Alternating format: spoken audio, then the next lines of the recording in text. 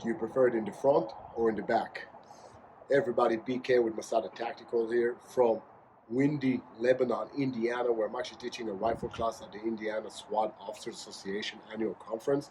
And today I want to discuss what's one of the differences between a traditional AR rifle and a bullpop design in relation to where the weight goes and how does the rear weight bias actually works to our advantage.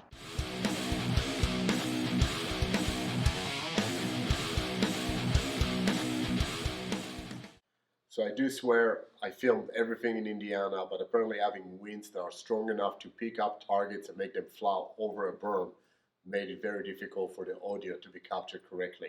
So you will see the shooting in Indiana taking place in a second, but before that, just a little explanation in a manner where you can hear me a little bit better. I wanted to explain what you're actually going to be seeing.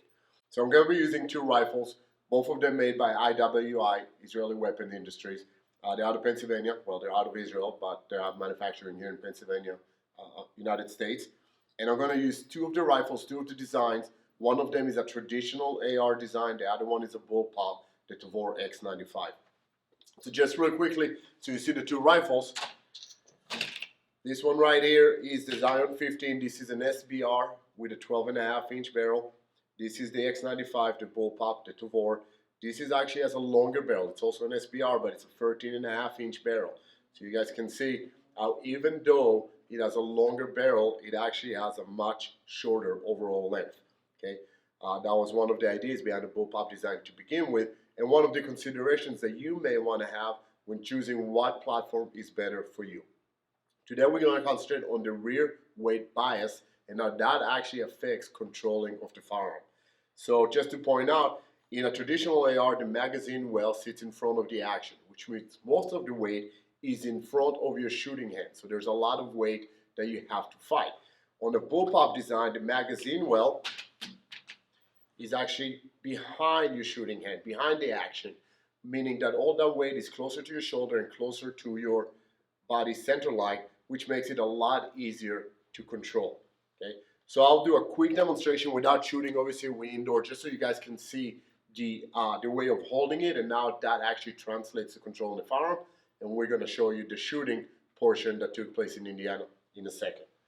So on a traditional AR, again, using one hand, if I hold it shoulder, there's a lot of weight sitting right here in front of my arm, which means it's very heavy and takes a lot of effort and strength to actually control it. That's why that support hand is so important in order to pull the rifle and be able to support it. But again, all that weight is away from you, which makes it a harder weapon to control, specifically when we're talking about successive shooting, right? When I want to shoot multiple rounds on a target and minimize the amount of time it takes me to control recoil and get back on target.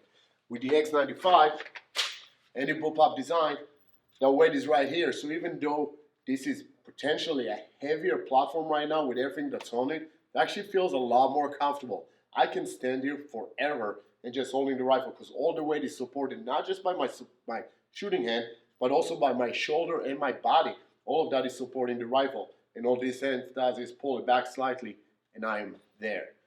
You're going to see right now the video of me shooting in Indiana. You will see me shooting two-handed and one-handed, both weapon systems. What I want you to pay attention to is the amount of time it takes me to bring the rifles back when I'm shooting it one-handed, specifically with the AR platform.